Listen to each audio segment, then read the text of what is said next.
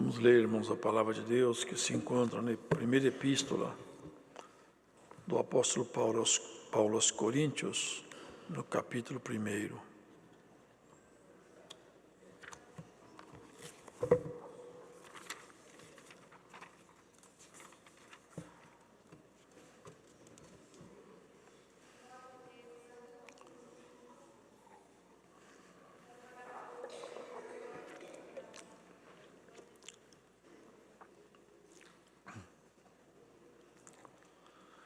Paulo, chamado apóstolo de Jesus Cristo, pela vontade de Deus, e o irmão Sóstenes, a igreja de Deus que está em Corinto, aos santificados em Cristo Jesus, chamados santos, com todos os que em todo lugar invocam o nome do nosso Senhor Jesus Cristo, Senhor deles e nosso. Graça e paz da parte de Deus, nosso Pai, e do Senhor Jesus Cristo. Sempre dou graças ao meu Deus por vós, pela graça de Deus que vos foi dada em Jesus Cristo, porque em tudo foste enriquecidos nele, em toda palavra, em todo conhecimento, como fui mesmo testemunho de Cristo confirmado entre vós, de maneira que nenhum dom vos falta, esperando a manifestação de nosso Senhor Jesus Cristo, o qual vos confirmará também, até o fim, para serdes irrepreensíveis no dia de nosso Senhor Jesus Cristo. Fiel é Deus, pelo qual fostes chamados para a comunhão de seu Filho Jesus Cristo, nosso Senhor. Rogo-vos, porém, irmãos, pelo nome de nosso Senhor Jesus Cristo, que digais todos uma mesma coisa, e que não haja entre vós dissensões. Antes sejais unidos em um mesmo sentido e em um mesmo parecer. Porque a respeito de vós, irmãos meus, me foi comunicado pelos da família de Cloé que há contenda entre vós. Quero dizer com isto que cada um de vós diz: eu sou de Paulo, e eu de Apolos, e eu de Cefas, e eu de Cristo. Está Cristo dividido? Foi Paulo crucificado por vós? Ou fostes vós batizados em nome de Paulo? Dou graças a Deus, porque a nenhum de vós batizei, senão a Crispo e a Gaio, para que ninguém diga que fostes batizados em meu nome. E batizei também a família de Estéfanas. Além desses, não sei se batizei algum outro. Porque Cristo enviou-me não para batizar, mas para evangelizar, não em sabedoria de palavras, para que a cruz de Cristo se não faça vã. Porque a palavra da cruz é loucura para os que perecem, mas para nós que somos salvos, é o poder de Deus. Porque está escrito: destruirei a sabedoria dos sábios e aniquilarei a inteligência dos inteligentes. Onde está o sábio? Onde está o escriba? Onde está o inquiridor deste século?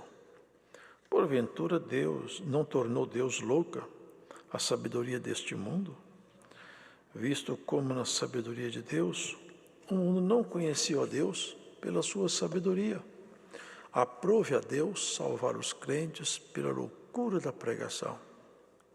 Porque os judeus pedem sinal, e os gregos buscam sabedoria. Mas nós pregamos a Cristo crucificado, que é escândalo para os judeus e loucura para os gregos. Mas para os que são chamados, tanto judeus como gregos, lhes pregamos a Cristo, poder de Deus e sabedoria de Deus. Porque a loucura de Deus é mais sábia do que os homens, e a fraqueza de Deus é mais forte do que os homens. Porque vede, irmãos, a vossa vocação, que não são muitos sábios segundo a carne, nem muitos poderosos, nem muitos nobres que são chamados. Mas Deus escolheu as coisas loucas deste mundo para confundir as sábias. E Deus escolheu as coisas fracas deste mundo para confundir as fortes. E Deus escolheu as coisas vis deste mundo e as desprezíveis, e as que não são, para aniquilar as que são, para que nenhuma carne se glorie perante ele, mas vós sois dele em Jesus Cristo, o qual por nós foi feito por Deus sabedoria e justiça, e santificação e redenção, para que, como está escrito, aquele que se gloria, glorie-se no Senhor. Amém.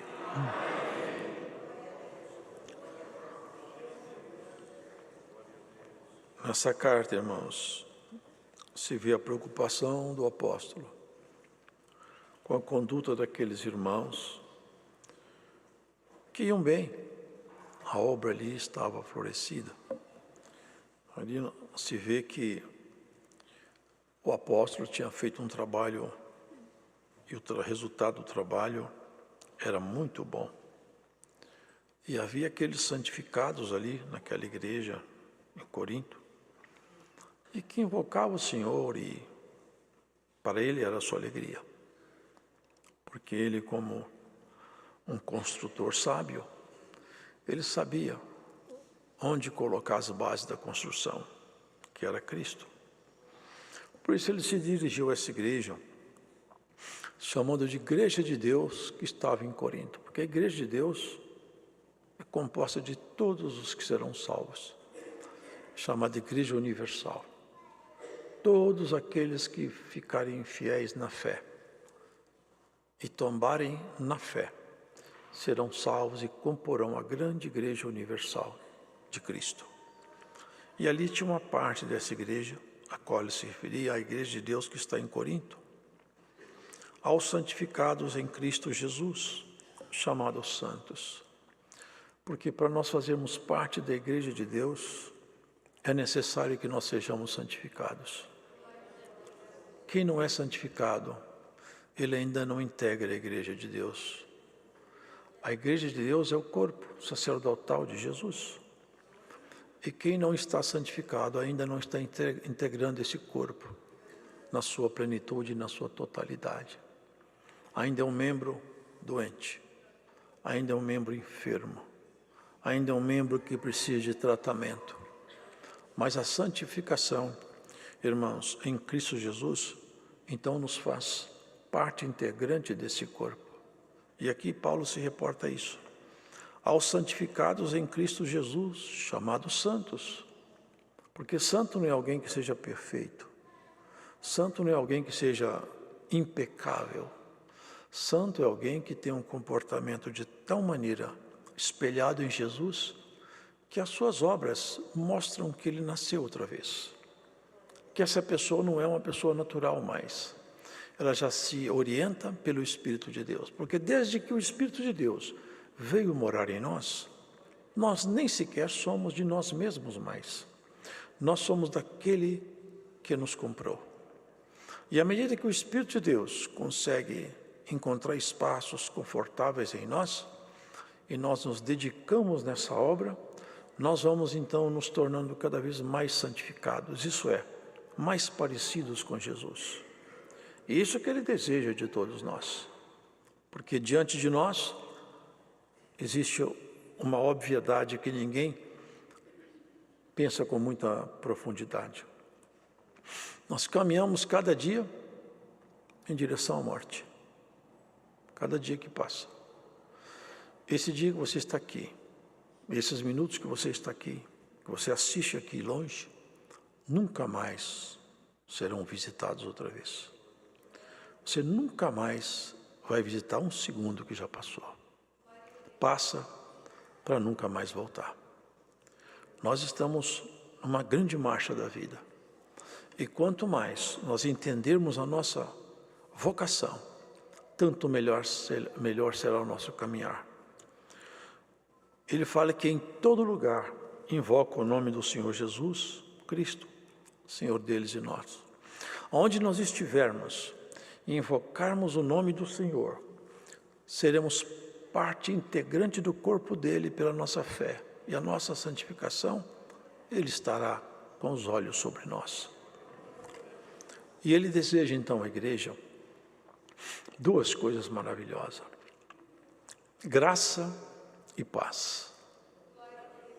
A graça é esse poder maravilhoso que o Espírito de Deus nos traz, transformando o nosso jeito de viver e nos dando capacidade de enfrentar o pecado e essa resiliência de encontrar dificuldades e não desistir. E a paz, que faz com que o ambiente seja pacífico. Quem tem paz aonde ele está, o ar leve. Pessoas ralhentas, pessoas nervosas, pessoas truculentas, onde elas estão, o ambiente é desconfortável. Eles promovem divisão, eles promovem debates, promovem contendas. Mas uma pessoa pacífica, quando se conversa com uma pessoa pacífica, ao longo do diálogo, a gente vai desarmando, a conversa é agradável, o ar, a atmosfera fica leve. Por quê? Porque forças estranhas não estão trabalhando naquele ambiente. A comunhão não é com a treva, é com a luz. Graça e paz sejam multiplicadas a cada um de nós, em nome do Senhor Jesus. Segui a paz, preserve a paz, viva a paz e siga-a. Assim nós teremos em volta de nós um ambiente mais calmo e mais agradável. Ele desejava isso aqui, graça e paz da parte de Deus, nosso Pai, e da do Senhor Jesus Cristo, porque foi Ele que nos deu paz com Deus. Sem Ele nós não teríamos paz com Deus. Sempre dou graças ao meu Deus por vós, pela graça de Deus que vos foi dada em Jesus Cristo. Ele confessava o que ele via em Corinto. Porque em tudo fostes enriquecidos nele, em Jesus. Porque isso, irmãos, é uma coisa importante. Quem se aproxima de Deus, e só tem um jeito de aproximar de Deus, é por intermédio de Jesus. Quanto mais se aproxima dele, mais enriquecido nós seremos. E ele percebia esse enriquecimento nos coríntios pela palavra de Deus, e pelo conhecimento da vontade de Deus entre eles. Então tudo parecia bem, porque eles estavam enriquecidos na palavra e no conhecimento de Deus. E aqui adiante, ele fala uma coisa, irmãos, muito importante, como foi mesmo o testemunho de Cristo confirmado entre vós. Vocês confirmaram o testemunho de Cristo de tal maneira que vocês vivem como Ele recomendou que vocês vivessem. E fala que de maneira que nenhum dom vos falta. Vocês percebem que a igreja de Corinto era uma igreja rica em dons, no conhecimento, na palavra. Mas pasmem-se, não faltava dons, não faltava conhecimento da palavra, não faltava a palavra, porque ela estava ali fluindo entre eles.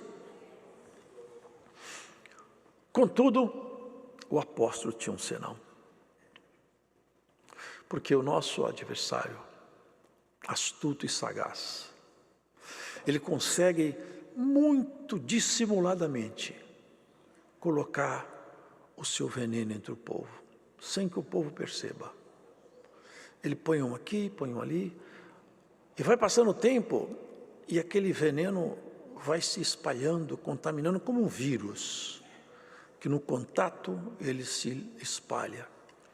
E assim o nosso adversário, ele promove certos males que se espalham pela boca, se espalham pelo convívio. No jeito das pessoas falar, ela propaga o vírus, propaga o mal. E o que era uma pessoa contaminada, passa a ser uma multidão contaminada. Nós tivemos uma pandemia aí que parou o mundo, e foi descoberto aí, pelo menos foi noticiado, não sei se é isso, que saiu de Wuhan, na China, de um laboratório. Se é de lá, se não é, eu não sei, mas pelo menos foi noticiado. Não sei de onde quer que tenha saído, o fato é que esse vírus propagou-se pelo planeta Terra. O vírus é tão pequeno que não se pode vê-lo. Como que ele pode propagar tão rápido, irmãos? Pelo contato, pelos ares. É impressionante como o vírus conseguiu propagar-se pelo planeta. Em 1918, fala-se em 50 milhões, 100 milhões de pessoas morreram pela gripe espanhola. Quase acabou com o mundo naquela época. Se espalhou rapidamente de ponto a ponto, daqui a pouco a morte a morte virou um fato tão comum que já não virava notícia mais. 50 a 100 milhões de pessoas morreram, contaminado por um vírus. Esse vírus aí, hoje é conhecido, bem conhecido da ciência, mas tem uns vírus aí que o povo de Deus precisa de conhecer melhor. E tem que tomar um preventivo. Sabe que nessas crises aí, inventaram as vacinas. A pessoa toma vacina, o organismo dela prepara-se para... Sabe como é que funciona? Alguns tipos de vacina, não todos. Antigamente a vacina era o próprio vírus atenuado, injetava na pessoa, no animal, por exemplo. O animal reagia àquele vírus e combatia ele. Então ele ficava fraco demais, não conseguia fazer mais ataque. Mas já tinha a reação do organismo pronta. Eles pegavam esse mecanismo do animal, injetavam o vírus no corpo de um ser humano, o organismo prepara o ataque e ataca aquele vírus, mas já estava mesmo morrendo. Aí o vírus não consegue resistir. Mas quando vem um vírus verdadeiro, nosso organismo já preparou o esquema de defesa. Quando o vírus entra na corrente sanguínea, rapidamente o organismo ataca e destrói o vírus. Mas se não tivesse primeiro uma vacina, quando o vírus entrasse, ele não saberia como reagir, poderia ser derrotado. Assim, irmãos, nós temos uma vacina. A vacina é a palavra de Deus vivenciada, não apenas conhecida. Conhecer qual que é a estratégia do nosso adversário, porque aqui, irmãos, olha, ele continua falando de coisas boas, mas veja o que ele cita adiante. De maneira que nenhum dom vos falta, esperando a manifestação de nosso Senhor Jesus Cristo, o qual vos confirmará também até o fim, para serdes irrepreensíveis no dia de nosso Senhor Jesus Cristo. Aqui ele está falando do grande encontro, aquele de grandes ajustes, quando todos nós compareceremos perante o tribunal de Cristo. De um lado, os que caíram em pecado. Do outro lado, os que tombaram no campo da fé. Uns vão ser julgados e condenados. Outros estarão diante do Senhor para ser julgados segundo as obras, não para efeito de serem salvos ou não, porque se tombarem em Cristo, na fé já estarão salvos, mas serão julgados para ver que tipo de prêmio ou galardão vão receber. Será o dia da distribuição dos prêmios de Deus, para aqueles que foram dedicados e consagrados a Ele. E Paulo fala, eu queria que vocês fossem irrepreensíveis nesse dia. Quando chegar o dia que o Senhor juntar todos, vocês se apresentem perante Ele sereno. Eu estou aqui, Senhor, e sei que a minha mão está limpa, meu coração está puro. Eita dia que vai ser bom esse dia aí. Todo pranto vai cessar, toda tristeza vai acabar, e toda separação vai deixar de existir, porque nós nos reencontraremos lá no céu. Vamos nos despedindo aqui aos poucos. Quanto mais velho, mais adeus. Quanto mais longevo, mais despedida. As pessoas vão ficando velhas, vão ficando solitárias. É o amigo, é a amiga, é o primo, é o irmão. Daqui a pouco tem uma casa, bem velhinho, onde estão seus amigos, seus parentes? Eu fiquei só. Daqui a pouco nós vamos nos encontrar outra vez na casa do Pai. Vai ser o dia de maior felicidade da nossa história. O grande encontro, o grande dia. E é para isso que Jesus Cristo nos chamou e nos tornou participante dessa família celestial. Fiel é Deus, pelo qual foste chamados para a comunhão de seu Filho Jesus Cristo, nosso Senhor. Essa comunhão, essa participação íntima nossa com Jesus. Nós somos chamados para isso. Contudo, irmãos, depois de fazer essa exposição, ele fala, eu rogo-vos. Ele não está dando ordem, vocês percebem? Eu peço a vocês, como alguém que ama vocês, eu peço com humildade, por favor, preste atenção no que eu estou pedindo, é isso que ele está falando. Preste atenção, eu rogo vocês, irmãos, pelo nome de nosso Senhor Jesus Cristo, eu rogo para vocês que vocês todos digam uma mesma coisa. Eu estou preocupado. Entrou um vírus na igreja de Corinto e eu me assusto que ninguém percebeu e o vírus contaminou vocês e vocês estão doentes e não sabem que estão doentes e eu estou longe e estou vendo vocês doentes. Eu vou ministrar um remédio daqui, não dá tempo de eu chegar aí para ministrar o remédio agora. Vou prescrever uma receita para vocês.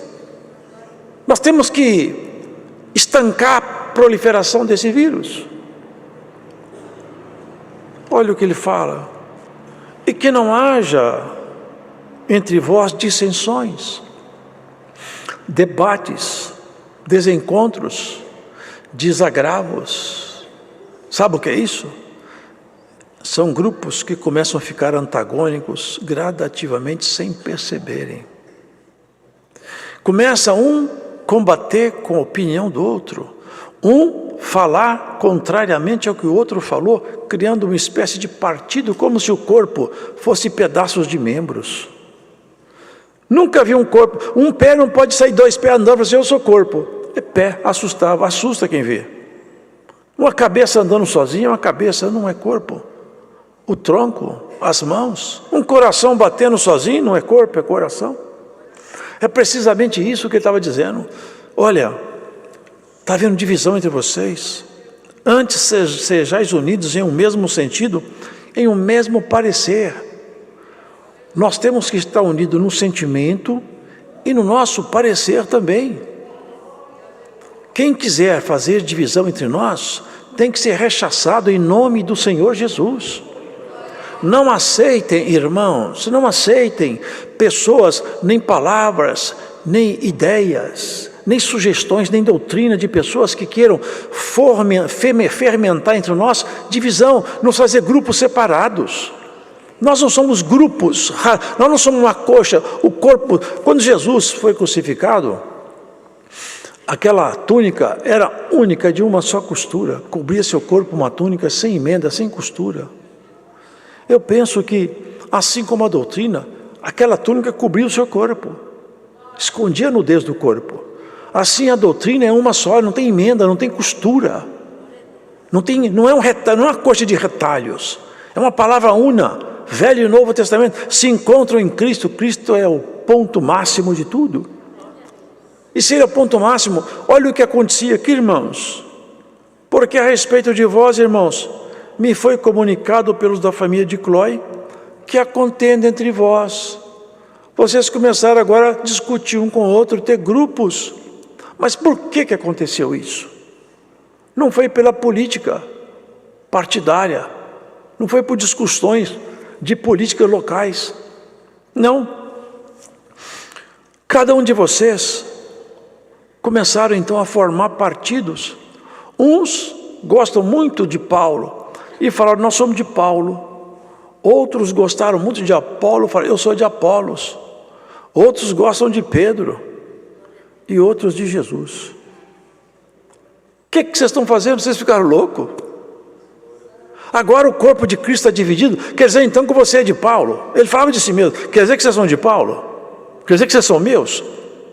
Vocês estão loucos? Vocês estão loucos?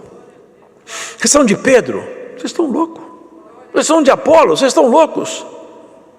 Agora o que me assusta aqui nessa leitura é que o inimigo achatou de tal maneira a escala de valores deles, foi achatada até o ponto de ela ser colocada no pó, porque eles comparavam grupos que pertenciam a Paulo, outros pertenciam a Apolos, outros a Pedro e outros a Jesus, como se Jesus fosse um líder na altura de Paulo, do tamanho de Pedro, da escala de Apolos. Comparou Jesus como se ele fosse um simples líder, um simples apóstolo. Vocês percebem como que o vírus cega as pessoas? Vocês percebem como é maligno o trabalho do inimigo e ele é tão sutil que a pessoa não percebe que foi apanhado? Eu já falei uma vez, irmãos, existe um vírus. Ele, entre outros modos operandi dele, Mas ele tem uma cadeia. Ele tem que fazer um ciclo de reprodução. E ele termina a reprodução dele no gato, por exemplo, no animal. Então esse vírus, ele às vezes é apanhado por um rato. O rato apanha o vírus corre para o cérebro do rato. Mas ele tem que fechar o ciclo dele num gato, num felino. Ali no rato ele não consegue. Ele tem que fazer com que, ele tem que pular para o gato. Mas um vírus não tem como pular para o gato. Sabe o que ele faz? Ele entra no cérebro do rato, altera o comportamento cerebral do rato. E ele altera o sentido do rato. E o rato passa a gostar do cheiro do gato. Então, quando ele vê o cheiro do gato, ele é atraído para perto do gato. Porque esse vírus, esse protozoário, sei lá, ele modificou o sentido do rato. Então, quando ele vê um gato, ele é atraído de tal maneira que vai para aproximando do gato. Quando ele aproxima do gato, o gato come ele. E ele fecha o ciclo. Quem matou o rato? Não foi propriamente o gato. Foi o vírus que levou ele para a boca do gato. Vocês perceberam? Que a nossa adversário trabalha com esse tipo de estratégia aí, ó. Ele vem levando a gente para a boca do gato. E nós não vamos para a boca do gato, não. Nós vamos para a glória. Em nome de Jesus Cristo, põe atenção nessa pregação. Cuidado para o adversário não levar você para a boca do gato. É incrível que um vírus possa fazer isso. Mas é incrível que numa igreja de Cristo, homens e mulheres santificados se deixassem ir levar a ponto de formar partidos. E Paulo foi bem claro. Olha o que ele falou. Está Cristo dividido? Eu quero fazer uma pergunta para vocês. Paulo foi crucificado por vocês? Comparar Jesus com Paulo. A que ponto nós chegamos? Com isso, sabe o que acontece? A igreja é uma colcha de retalhos. Os dons vão diminuindo. A virtude vai abaixando. As obras vão deixando. E o que era glória é vergonha. E o que era igreja de Cristo vira igreja de homens. Mas em nome do Senhor Jesus, no nosso meio não haverá isso. Nosso meio, irmão, não haverá isso. Somos todos seguidores de Jesus, o grande rei. Ele é líder, ele é mestre, ele é Senhor. E ele fala, eu plantei. Apolo regou. Mas o que adianta eu plantar? O que adianta Apolo regar se não crescer? Quem dá crescimento é Deus. Glórias, portanto, a Ele. Não a mim, não a Apolo, não a Pedro. Isso, irmãos, é a estratégia do nosso adversário. Ele falou também, eu batizei até pouca gente, até dou graças a Deus que eu não batizei muita gente, mas ninguém falar que foi batizado em meu nome. Mas citou alguns que ele batizou, hein? Aí ele vai falando, irmãos, Cristo não me enviou para batizar, mas para evangelizar. Não em sabedoria de palavras, para que a cruz de Cristo não se faça vã. Com isso ele está afirmando que a sabedoria de palavras, ela torna vã a cruz de Cristo. Se eu quiser fazer algum tipo de exposição doutrinária, baseada na minha sabedoria, na exposição do meu conhecimento humano, eu anulo a cruz de Cristo. Porque a minha pregação tem que me levar a Cristo crucificado. Por que crucificado? Porque assim como Ele crucificou a sua carne por mim, eu crucificaria a minha carne por Ele. Por isso que está escrito, tome cada um de vós a tua cruz e siga-me. O cristão moderno hoje, tem muitos cristãos que não quer saber de crucificar a sua carne. Não aceita isso, não impõe limites na sua carne. A nossa glória é Cristo crucificado, que nos crucifica junto com Ele, a nossa natureza humana. Porque a palavra da cruz é loucura para os que perecem. É claro, as pessoas que vivem um pecado e não têm fé, quando fala com eles para ter limites, para ter cuidado com o que fazem, eles não aceitam, nos chamam de loucos. Tem que viver o mundo, tem que viver os prazeres. Mas para nós que somos salvos, essa é a sabedoria de Deus. Porque as bebidas de alegria que esse mundo serve, elas alegram um pouco enquanto se bebe, mas no final ela vai amargar demais, vai amargar muito. E agora você bebe um pouco de amargo, mas vai ficar doce demais, vai ficar muito doce de beber, porque o final é bem melhor do que o começo, e o final vai ser a glória eterna junto do Senhor. Destruirei a sabedoria dos sábios e aniquilarei a inteligência dos inteligentes. Onde está o sábio? Ele estava perguntando, cadê o sábio? Não que não existissem sábios, cadê o sábio entre nós? Onde estão os sábios? Bom, estão indo. Havia aqueles epicureus, os estoicos, havia o grupo de sábios ali, mas não estão aqui conosco. Quando ele esteve lá entre os gregos, ele encontrou um grupo cheio de idolatria e cheio de superstições. Ele até falou, eu vejo vocês um tanto supersticiosos. Cadê o sábio? Mas, irmãos, quem conseguiu tocar em Deus por intermédio de Jesus não foram os grandes sábios. Claro que alguns sábios houve alguns sábios, mas é um número reduzidíssimo. Quem é que foi aqueles que encontraram a graça, a palavra, que tocaram no verbo, que tocaram na palavra, que foram transformados por Jesus? Não foram os grandes homens, irmãos, foram os pequenos. Não permita que isso aconteça. Não busque sabedoria humana no lugar do evangelho da graça. Se contente com o evangelho da graça para transformar seu caráter e fazer você ser um homem ou mulher santa. Isso é que é a proposta do Senhor. O Senhor não propôs formar sábios, não segundo o mundo. Não propôs, irmão. Ele perguntou, cadê o sábio? Cadê os entendidos? Cadê o inquiridor? Cadê o investigador? Cadê aquele que investiga tudo? Onde eles estão? Aqui no nosso meio não estão. Onde está o escriba? Aquele homem douto, que devia encontrar Jesus na Escritura e não achou. Que devia reconhecer Jesus e não reconheceu. Onde eles estão? Ele falou, Isaías falou, eu fui achado pelos que não me procuravam. Eu fui encontrado por aqueles que não perguntavam por mim.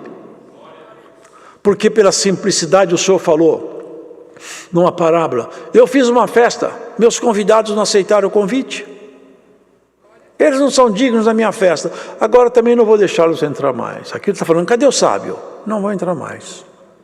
Sai pelo campo, sai pelos valados, procure entre as pessoas doentes, machucadas, ressecadas. Fala com elas que eu tenho uma festa. Fala que eles são meus convidados. E tem muito lugar. Quem aceitar, vai tomar parte da minha boda. Para ser amigo de Deus, nós temos que nos abaixar, quebrantar nosso coração e reconhecer a nossa inutilidade. Vejam pessoas que conseguiram tocar no Senhor. Até um grande homem, por sinal, que é uma exceção, que foi o centurião. Ele não chegou perto do Senhor mostrando autoridade, cobrando autoridade. Quando ele falou da autoridade dele, era simplesmente para reconhecer a superior autoridade de Jesus. Porque ele falou, eu sou um homem que tem autoridade, eu falo para o soldado, vai, ele vai, vem, ele vem. Como eu sei dessa minha autoridade sobre meus soldados, eu reconheço essa autoridade enorme que o Senhor tem sobre tudo. Igual eu mando no meu soldado, o Senhor manda em tudo.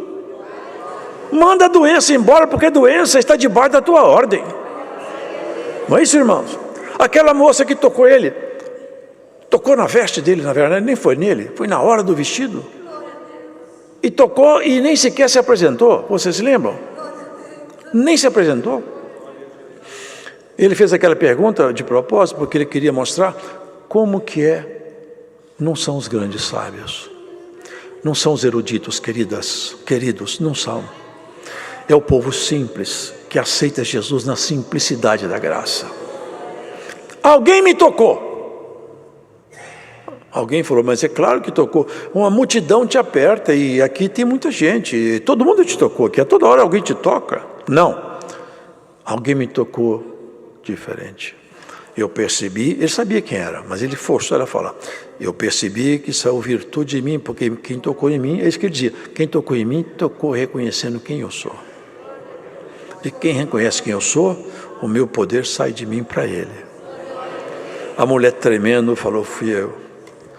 Se você tocar num Senhor reconhecendo quem Ele é, a virtude sai dele e toca em você. A virtude sai dele e sara você. A virtude sai dele e tira esse medo de você. A virtude sai dele e tira essa dúvida que entrou no seu coração. Ó vírus maldito que toma sua mente, seja queimado e repreendido em nome de Jesus. Tem um grupo, irmãos, cujo único propósito é fazer divisão na igreja. Eles não querem nada, eles só querem dividir a igreja. E há um espírito cujo propósito é manter esse povo unido debaixo da mesma fé e comunhão e amor. O amor é o fundamento da graça. Quem ama, cumpriu a lei. Não se divide, irmã, não se divide, irmão. Cuidado com os vírus que vêm pelas palavras, pelos vídeos, buscando criar divisão, separação, dúvidas, questionamentos. Aqui, irmãos, Paulo, onde está o sábio? Onde está o entendido? Visto como na sabedoria de Deus, o mundo não conhecia o Deus pela sua sabedoria. Ou seja, ninguém conseguiu achar Deus porque tinha uma mente brilhante, porque era um investigador científico ou filosófico. Ninguém. Ele fala, alguns sábios encontraram Jesus? Sim. Tem alguns sábios que encontraram, mas não é porque eles são grandes sábios. Encontraram porque eles se humilharam diante do Senhor. Poucos dias mesmo eu vi um sul-coreano, eu acho, com um QI de 260, se é verdade o que falaram, e ele reconheceu Jesus. Alguns, mas são exceção. Geralmente os sábios, eles não precisam de ninguém, eles são independentes, e nós somos totalmente dependentes de Jesus. Paulo falou, eu não consigo nem pensar sozinho mais, eu preciso de Deus em tudo. É assim seja você e sejamos nós, dependente de Deus, em tudo que você fizer, põe o Senhor adiante. Tudo o que você fizer, faça em nome do Senhor Jesus. Aprove a Deus salvar os crentes pela loucura da pregação. A pregação é uma loucura para o homem que só vive pela racionalidade. Como que pode uma palavra profetizada mudar um coração, sarar, soltar, expulsar um espírito de um corpo, de uma casa? Como pode uma palavra ministrada pelo Espírito de Deus mudar o destino de uma casa, de uma família? Sabe o que é, irmãos? É a loucura da pregação. O crente vive pela loucura da pregação. É loucura porque conflita com a racionalidade do mundo. Mas para nós não é loucura. Para nós é o poder de Deus. É o poder de Deus. Porque os judeus, eles querem sinal. Eles não ficaram contentes com Jesus. Toda hora eles falam, faz um milagre para nós ver. Vocês lembram de ler isso aí? Faz um milagre para a gente ver. É muita petulância, né? Faz um milagre, hein? Herodes chamou Jesus, fez um espetáculo. Eu queria que Jesus ficasse fazendo mágica, como se fosse um prestidigitador diante dele. Jesus não, ele nem escutou a voz do Senhor, nem a voz dele ouviu. Mas no meio daquele povo sofrido, ele parou uma viúva com o filho no caixão, parou o caixão, falou, para o enterro, levanta. Pegou o cego, o leproso, o paralítico, o endemoniado. Ele fazia as obras onde o coração não era cheio de soberba. A loucura da pregação.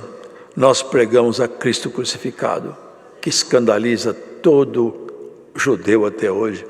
O máximo que eles conseguem acreditar é que Jesus foi um rabino, mas que seja filho de Deus, não. Porque ele morreu, e ai de nós se ele não tivesse morrido, e ai de nós se ele não tivesse ressuscitado, vencido a morte, tomado as chaves do inferno, e nos feito vencedores também. Ele falou, eu venci o mundo e vós vencereis também. Outorgou a nós o direito de vencer. Aqui no capítulo anterior estava escrito assim, ó, eu li aqui por acaso, e o Deus de paz esmagará em breve Satanás debaixo dos vossos pés. Em breve o dia se aproxima que o Senhor esmagará Satanás debaixo dos pés dessa igreja. Vamos adiante, queridos irmãos, porque Aqui ele fala, irmãos, a fraqueza de Deus é mais forte do que os homens. Será que Deus é fraco? Essa é uma linguagem até bonita, né? Poética. Porque há momentos que Deus se deixa mostrar fraco por amor. Por amor. Há momentos que as pessoas conseguem modificar uma decisão de Deus por causa de amor. Um caso clássico é o ex-ladrão na cruz. É clássico. O Senhor pode lembrar de mim quando chegar no seu reino, Senhor. Lembra-te de mim. Está muito ruim aqui, mas eu reconheço que o Senhor é rei. É isso que ele falou. Ainda hoje você vai estar comigo. Suas contas estão quitadas no meu sangue. É isso aí. E queridos, é uma coisa maravilhosa isso aqui, né? A fraqueza de Deus. Nós podemos explorar isso aqui. Como fazer isso acontecer? É só você abaixar a cabeça quando Ele falar. É você bater a mão no peito e confessar seus erros. E não se justificar. É só você pedir perdão. Senhor, me perdoe. Eu estou todo errado. Eu não fiz nada certo. Mas eu me arrependo de coração. É a fraqueza de Deus. Se rasgou o coração, Deus não suporta. Ele não consegue castigar mais. Ele não consegue ficar bravo mais. É só você mostrar sua humildade. Deus mostra, aspas, a sua fraqueza. Ele se abaixa também a nós. Porque por fraqueza Jesus foi morto na cruz. Mas por poder Ele ressuscitou. Assim, queridos, Deus escolheu as coisas que não são para aniquilar as que são. As fracas e as pequenas. Vejam vocês, Ele pegou quem? Cobrador de impostos. Pescadores. Esse grupo aí que não tinha valor nenhum na sociedade, foi o grupo que Ele escolheu para ser o exército especial dele. Pegou as coisas que não são, as coisas desprezíveis, aqui ó, e as que não são para aniquilar as que são. Pegou homens e mulheres simples, sem nenhuma importância social. Mas esses tais Ele fez príncipes, derramou sobre eles o Espírito, deu a eles tanta autoridade que nem Ele mesmo, Jesus, fez isso aqui. Quando vocês viram, irmãos, um pescador passar no lugar e a sombra dele projetada umas camilhas no chão, ao longo do seu trajeto, à medida que a sombra de Pedro era projetada nas camilhas, eles iam pondo os doentes ali, e a sombra projetada nos doentes imediatamente curava o enfermo. Ele pegou as coisas pequenas para fazer as coisas grandes, pegou o que não é para ser, a desprezível, porque ele não precisa de ajuda para trabalhar. Ele precisa de um coração preparado para operar. Ele não precisa de apoio humano, ele precisa, sabe de quê? De coração dedicado a Ele, quebrantado. Sombra de um pescador, lenço de um ex-perseguidor da igreja. Paulo estava no lugar, eles pegaram o lenço dele. Espírito imundo, está aqui o lenço do apóstolo, sai dele em nome do Senhor Jesus, porque esse lenço aqui é do apóstolo. Os demônios iam embora. O demônio tinha medo de lenço? Claro que não, mas sabia, o dono do lenço está logo ali atrás, antes da encrenca piorar, deixou embora. As coisas que não são para eles são, e as que são para eles não são. Os sábios desse mundo que se acham tão importantes para Deus, eles não têm significado nenhum. E você, com toda a sua simplicidade, está cheia de significado para Deus, significado. A sua oração, feita com todos os erros de português seu, toca a glória eterna. Tem discursos aí bonitos, irmão, até inteligência artificial faz oração hoje, impecável. Eu vi esses de inteligência artificial fazer oração, precisa, cheia de palavras rebuscadas, não toca nem sequer na periferia do céu. Isso não é oração, isso é inteligência artificial. Oração que nasce do fundo do peito, quando você rasga o seu coração, fala: Senhor, eu me arrependo. Deus fala: eu vou te perdoar hoje. Eu quero a tua ajuda. O Senhor fala: eu quero te ajudar. Eu te amo, Senhor Deus. O Senhor fala: eu também te amo. É uma relação de sentimentos, não é de grandes mentes. Guarda isso. Deus não está procurando grandes sábios. nem filósofos, nem cientistas. Está procurando aqui na terra, como alguém que procura com a lanterna acesa, quem possa aceitar a sua palavra e ele possa chamá-lo e chamá-la de amigo, de amiga. Deus seja louvado. Vamos agradecer a Deus em oração.